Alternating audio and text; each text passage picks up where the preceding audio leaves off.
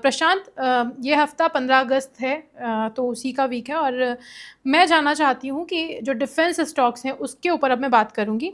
Defence stock की लेकर के आज एक खबर आई कि FY25 में देश का डिफेंस प्रोडक्शन जो है वो लगभग 1.5 लाख करोड़ रुपए से बढ़ा।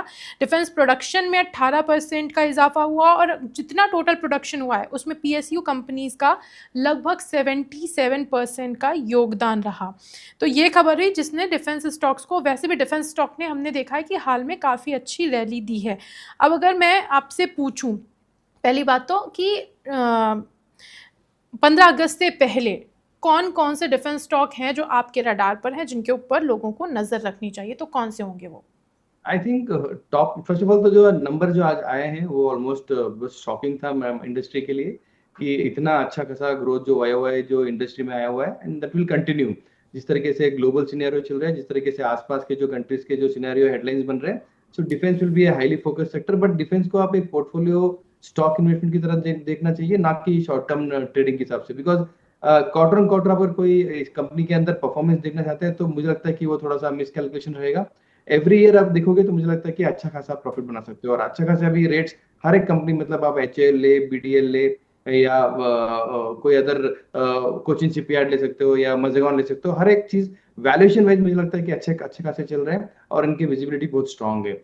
अगर प्रिफर्ड करना है तो मुझे लगता है कि HAL would be the first stock which I would like to prefer. Hindustan aeronautics मुझे लगता है कि valuation wise as well as technical side मुझे लगता है यहाँ से 10 से 15% का momentum medium to short term के लिए सबसे मुझे लगता है कि ये स्टॉक फोकस करना चाहिए। और इंडिपेंडेंस डे के हिसाब से भी मैं बोल रहा हूँ कि ये एक स्टॉक है जो आत्मनिर्भर स्टॉक है, जहाँ पे ग्लोबली ये कंपनी को देखा जाता है कि यहाँ पे एक्सपोर्ट अपॉर्चुनिटीज बहुत बढ़ने वाले हैं। तो मुझे लगता है कि जिस तरीके से मोदी जी का और पुतिन जी का मीटिंग चल रहा है, वहां से कुछ ना कुछ तो डिफेंस के लिए वो ऑर्डर लेके आएंगे, और HAL would be the first stock which will be reacting very positive.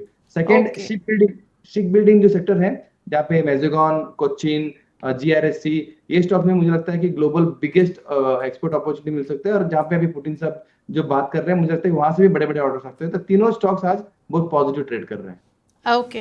तो HAL और जो शिप बिल्डिंग स्टॉक्स हैं उन पे काफ़ी पोटेंशियल दिख रहा है प्रशांत जी को, और वैसे मुझे भी लग रहा है प्रशांत कि इस बार का जो बजट होगा, कंसिडरिंग जिस तरह की सिचुएशन अभी हाल के दिनों में देखी गई, डिफेंस को लेकर के बजट में भी अच्छी बड़ी घोषणाएं हो सकती हैं, और हो सकता है 15 अगस्त में तिरंगा फहराते हुए भी कुछ घोषणाएं हो जाएं जो कि इस स्टॉक में, इस सेगमेंट को थोड़ा सा और बल दें। कुछ स्टॉक्स हैं जिनके बारे में लोगों के अंदर बहुत ज़्यादा क्वेरीज रहती हैं, तो फिर मैं वो भी आपसे जानना चाहूँगी। पहला तो है जो गार्डन रिच शिपयार्ड है, उसके बारे में आपकी क्या राय है, क्योंकि ये थोड़ा महंगा स्टॉक कंसिडर करती हूँ एटलीस्ट। तो garden reach ship builders and engineering जो अभी फिलहाल के लिए इसमें लगभग 0.25% की तेज़ी है, 2562 का स्टॉक है। नो ब्रेनर, सभी कहते हैं कि ये आपके पोर्टफोलियो में होना चाहिए। बट मैं जानना चाह रही हूँ कि इस 15 अगस्त के लेकर के अगर मैं 1 साल के अंदर इसका जानना चाहूँ कि where you are seeing this stock, तो क्या राय होगी आपकी? Very positive. मुझे लगता है कि स्टॉक ने थोड़ा सा अच्छा खासा टर्नआउट भी दिया हुआ है और 50-डे DMI को क्रॉस करने की कोशिश भी कर रहे हैं, वो जो 2666 के आसपास लेवल है।